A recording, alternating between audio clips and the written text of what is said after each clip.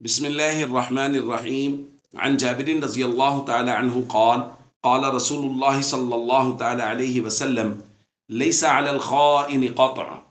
رواہ ابو داود.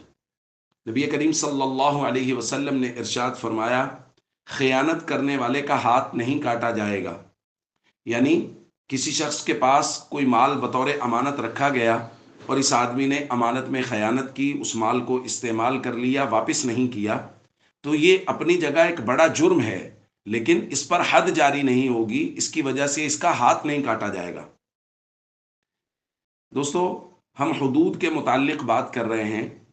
نبی کریم صلی اللہ علیہ وسلم نے وہ جرائم بیان کر دیے ہیں جن جرائم کی بنیاد پر کسی پر حد جاری ہوگی، اور حد کیا جاری ہوگی یہ بھی بیان کر دی ہے. کوڑے لگائے جائیں گے، ہاتھ کاٹا جائے گا، قتل کیا جائے گا، سولی پہ لٹکایا جائے گا. حضور علیہ الصلوۃ والسلام نے ہر چیز کو پوری وضاحت سے بیان کر دیا ہے. لیکن اب اگر کوئی آدمی یہ سمجھنا شروع کر دے کہ چوری کے اندر بھی کوئی آدمی کسی کا مال لیتا ہے، اور خیانت کرنے والا بھی ظاہر ہے دوسرے آدمی کا مال لے رہا ہے، لہذا خیانت کرنے والا کا بھی ہاتھ کاٹ دیا جائے، تو حضور علیہ الصلوۃ والسلام نے اس کا رد کر دیا کہ نہیں، خیانت کرنے والے کا ہاتھ نہیں کاٹا جائے گا. چونکہ کسی بھی جگہ پر حد جاری کرنے کے لیے، ہاتھ کاٹنے کے لیے بہت ساری شرائط ہیں. اگر وہ شرائط نہیں پائی جائیں گی تو حد جاری نہیں ہوگی. لیکن اس بات کو سمجھے، اس کا یہ مطلب نہیں ہے کہ خیانت کرنا جائز ہے.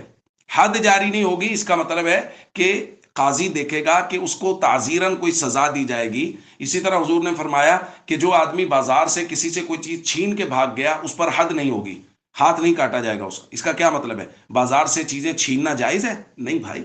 اس کا مطلب یہ ہے کہ اس کے لیے امام اور قاضی الگ سے سزا مقرر کرے گا، اس کو سزا دی جائے گی، اس پر تعزیر جاری کی جائے گی، لیکن اس پر حد جاری نہیں ہوگی، قطعی حد نہیں ہوگا، ہاتھ کاٹا نہیں جائے گا. اسی طرح بہت سارے لوگ فقہائے کرام پر بھی اس طرح کے اعتراضات کرتے ہیں. دیکھیں جی، فلاں امام کہتا ہے جیب کاٹنا جائز ہے. بھائی کیسے کہتا ہے؟ کہا دیکھیں فلاں امام نے اپنی کتاب میں لکھا ہے جو آدمی جیب کترا ہے یا جیب کاٹتا ہے، جیب تراش ہے، اس کا ہاتھ نہیں کاٹا جائے گا، اس پر حد جاری نہیں ہوگی. لہذا دیکھیں کہہ رہے ہیں جائز ہے. بھائی یہ دو الگ الگ باتیں ہیں، ان کو سمجھیں.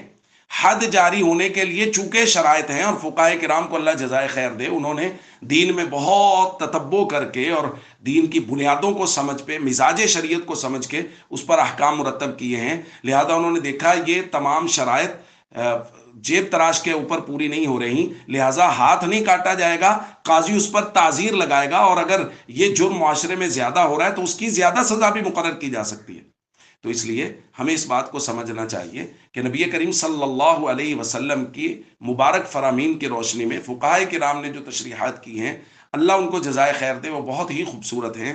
اور حدود کے لیے شریعت نے شرائط رکھی ہیں، جب وہ شرائط پوری ہو جائیں تو حد جاری کی جائے گی، وگرنہ حد نہیں جاری کی جائے گی.